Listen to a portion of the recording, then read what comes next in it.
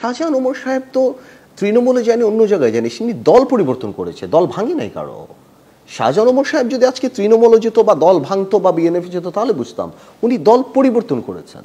দেখা যাচ্ছে যে শাহজাহান ওমর সাহেব এর মূল্য আওয়ামী লীগ বুঝতে পেরেছেন, এই জন্য ওনাকে নিয়ে রাতারাতি জেল থেকে বের হয়ে নমিনেশন দিয়ে, যার নামে গাড়ি পোড়া মামলা, যাদের বিরুদ্ধে এত কিছু, বাট এটা প্রমাণ করে যে গাড়ি পোড়া মামলা আপনি যা ইচ্ছা তাই পোড়াতে পারেন, বা মামলা থাকুক, আপনি আওয়ামী লীগে যাওয়ার সাথে সাথেই it gives you certificate of a clean person. Police হত্যা মামলা তো আপনি দেখেন কোনো কিছুই তখন আর ঠিক থাকে না, আপনি আওয়ামী লীগে গেলে সব হয়ে যায়, বাট এই জন্য শাহজাহানকে নিয়েছে।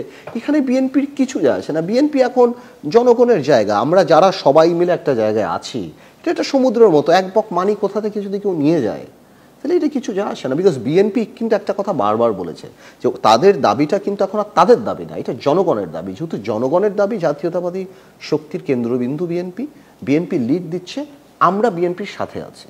সো এই দাবি এখন জনগণের দাবি, এবং জনগণ ভোট না দিয়ে বারবার এটা আওয়ামী লীগকে দেখিয়ে দিয়েছে, ভাই আমরা তোমার অধীনে নির্বাচন হয় না, হবে না, সেটাই, আর তো কিছু না। দেশ থেকে হাজার হাজার লক্ষ কোটি টাকা পাচার হয়ে যায়। আপনি বাংলাদেশে বিএনপি চেয়ারপারসনকে আপনি 1.5 না 2 কোটি টাকার জন্য আপনি জেল খাটাচ্ছেন, লক্ষ লক্ষ কোটি টাকা আপনি একটা মিথ্যা মামলা দিয়ে জেলে দিয়ে রাখছেন।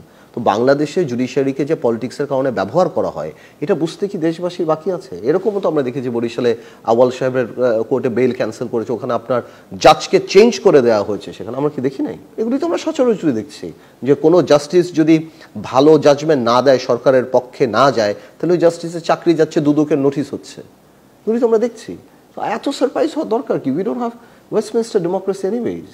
মানে একটা জুডিশিয়ারি যে এখানে সম্পূর্ণভাবে সরকার দ্বারা নিয়ন্ত্রিত, এই ব্যাপারে তো বলার, এটা তো সবাই জানে।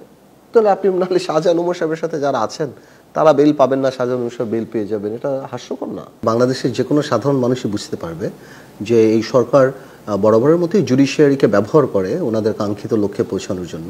হ্যাঁ, তো আপনি সরকার যখন দেখেছে শাহজাহান ওমর সাহেব দল থেকে বেরিয়ে ওনাদের দলে আওয়ামী লীগে যাবে, এবং যেটা আমি দেখলাম শাহজাহান ওমর সাহেব একমাত্র প্রার্থী যে প্রার্থীর বাছাইয়ের আগেই উনি মার্কার চিঠিও পেয়ে গিয়েছেন। হ্যাঁ, তো সাধারণত তো মার্কার চিঠিটা আসে আরও পরে। তো আমার কাছে মনে হচ্ছে যে আওয়ামী লীগের পারপাস সার্ভ করেছে, তাই উনি পেয়ে গিয়েছেন। আওয়ামী লীগ তো অনেক প্রথম থেকেই জুডিশিয়ারিকে ব্যবহার করে, আজকে থেকে না। এই ধরনের মানুষদেরকে আপনি কি বলবেন? দেখুন, আমি কি বলবো এটা ম্যাটার করে না, জনগণ কি বলবে সেটা ম্যাটার করে। এক একজনের এক একটা প্রেফারেন্স থাকে। আমি শাহজাহান ওমর সাহেব বা ইব্রাহিম সাহেবকে মুক্তিযুদ্ধের রণাঙ্গনের ওদের ভূমিকা দিয়ে মূল্যায়ন করতে চাই। আমার কাছে মনে হয় সেটার মূল্য আজকের দিনের এমপি মন্ত্রীদের চেয়ে, বা গত 10 বছরে যে স্ট্যান্ডার্ডের এমপি আমরা দেখেছি তার চেয়ে অনেক বেশি। কারণ আনফর্চুনেটলি ওনারা ওনাদের পজিশন বুঝেন না, এটা তো ওনাদের ব্যাপার, ওই জন্য ওনারা বুঝেন না। আর আমার রিয়াকশনের কি আছে, ন্যাচারালি আমরা সবাই গণতান্ত্রিক, আমি আমার গণতন্ত্রী মনা, আমরা চেয়েছিলাম সবাই থাকে এখানে। উনি এই বয়সে যদি মনে করেন একটা এমপি হয়ে ওইটা ওনার অ্যাচিভমেন্ট, তাহলে তো আই ফিল সরি যে উনি এটা ধরতে পারেননি।